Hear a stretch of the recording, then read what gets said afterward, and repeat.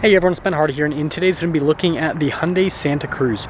Before we get in this video, I want to give a huge shout out and thank you to the Murdoch Hyundai here in Linden, Utah for some time with the Santa Cruz. I'll include a link to their website in the description down below so you can check out what they have currently. Also include a link to my car buying guide. Let's get into it.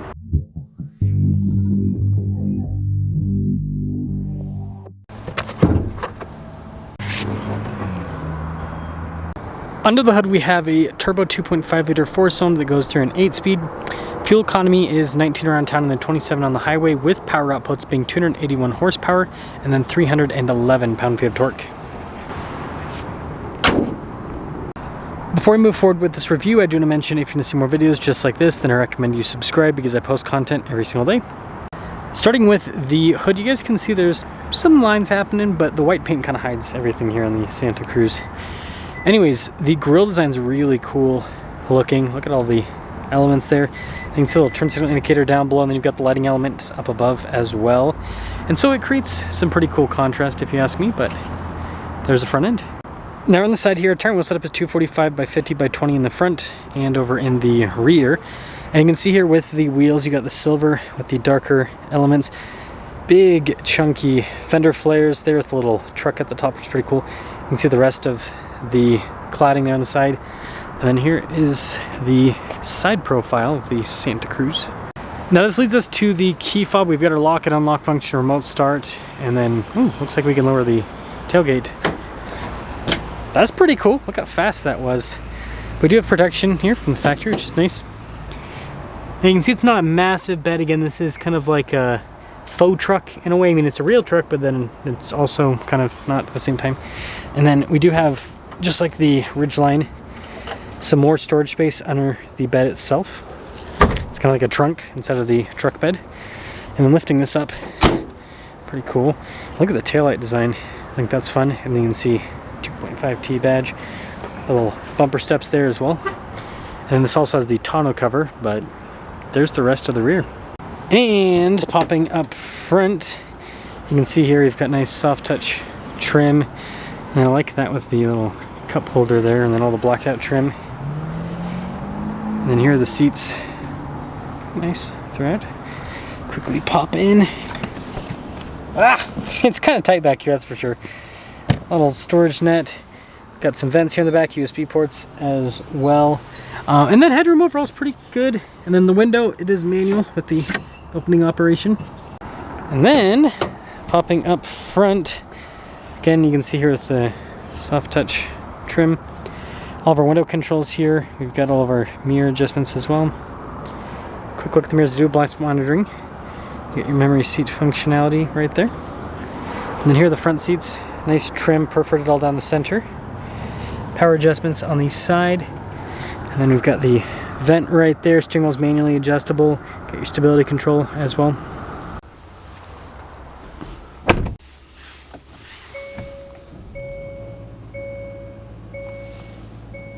Now taking a look at the steering wheel, soft touch trim all around.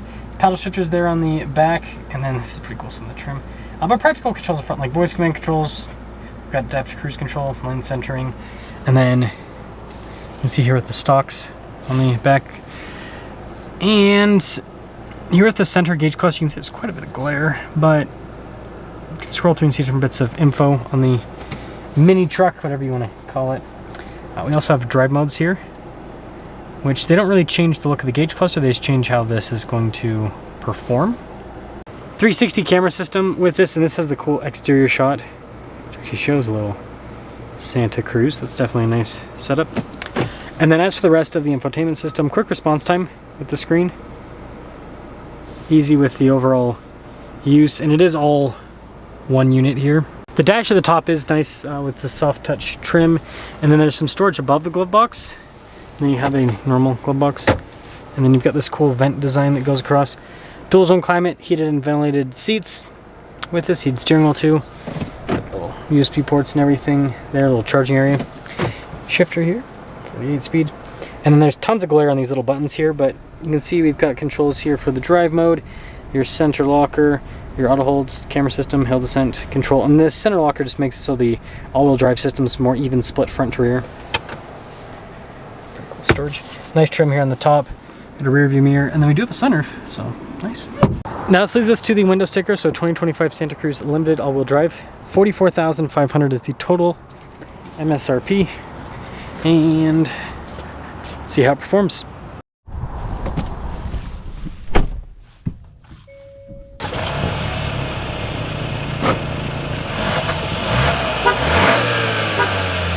Oh, let's talk about visibility before we set off. Not great through the back, but it's because this, like, most trucks, you sit up high in the cab, so you're kind of like a little bit above the bed. This, you kind of are like below the bed, at the same level of the bed in a way. So I shouldn't say below, but like at the same level as the bed, so the visibility is just not great through the rear, but you know, it definitely could be worse. So that being said, I don't know how long this truck's gonna have to wait for, but this new interior is not, I mean, like, I like this whole setup here, and this is a pretty nice place to be overall. I do say so myself.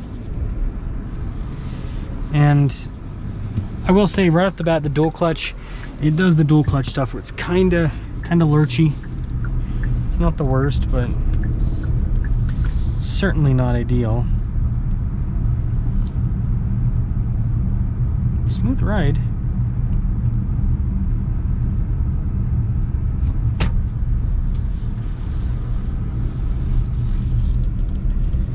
Steering's pretty light. Does have a little bit of weight to it, but not too bad. Doesn't feel like I'm driving a truck, and that's one of the big benefits of this, just like the Honda Ridgeline, because it's unibody construction with independent front and rear suspension. It drives like any other modern crossover. Just happens to have a little truck bed in the back.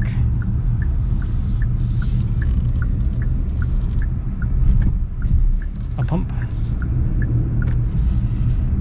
Not too bad. Pop it into the sport mode. And this turbocharged engine's in a lot of cars in Hyundai, Kia, and Genesis's lineup. I mean, it's got good power. I mean, here you'll see. Zoom. It's pretty quick. It's pretty darn quick. So it's a fun powertrain if you ask me. So to sum things up here with this Santa Cruz, I wouldn't call this a flop by any means. Hyundai does sell some of these. I don't think Hyundai sells nearly as many as they would think. And I mean, you look at the Ford Maverick, and the Ford Maverick is absolutely crushing Hyundai in this new mini truck segment. And so let's talk about that. Why? First off, pricing. Santa Cruz is more expensive than the Maverick. When you look at like packages, for the most part, the Maverick has gotten more expensive though, so it'd be interesting to see how that kind of affects the overall market. Transmission, Santa Cruz with the turbocharged engine uses a dual clutch. Truck people hate dual clutches. I think they need to put the torque converter, and that's not a big change, because guess what? In, you know, a Genesis GV80, for example, this has a torque converter, not a dual clutch. This engine. So super simple change, if you ask me. And then the bed. The Maverick has a bigger bed, and the Maverick for the new 25 is going to have an even bigger bed as an option.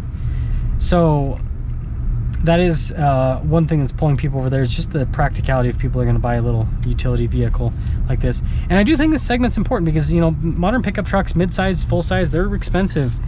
So having something like this that's a little bit more compact, easier to drive, and, you know, lower in the price is great. And I think that overall Hyundai did a really good job. They just need to tweak a couple things with this. They need to change this. Here's the thing is, I think the mentality coming into this was like surfer bro demographic, but the thing to understand is, like, outside of California, it's not really a lot of people that have that, like, you know, I want a little mini truck surfer bro thing, right? Most of them, if they're gonna get a mini truck, it's like, well, I don't need to do truck stuff all that often, so I'm not going to buy a mid-size or a full-size pickup truck, but I do want to be able to do truck stuff with it if I'm going to. And that's the problem with the Santa Cruz, is it's kind of hard because of how small the bed is. It's kind of like they, and I'm gonna get myself in trouble for this. It's kind of like they, I was supposed to turn over there. They had a group of people, and I think this was developed in California.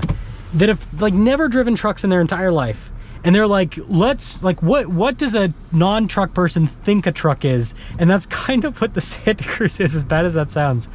And so they need to just go and take an engineer from like Ford or Ram or GMC, whatever, and just have them explain like what a truck is.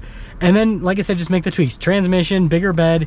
And I think that'll really help out with Santa Cruz sales. But let me know your thoughts.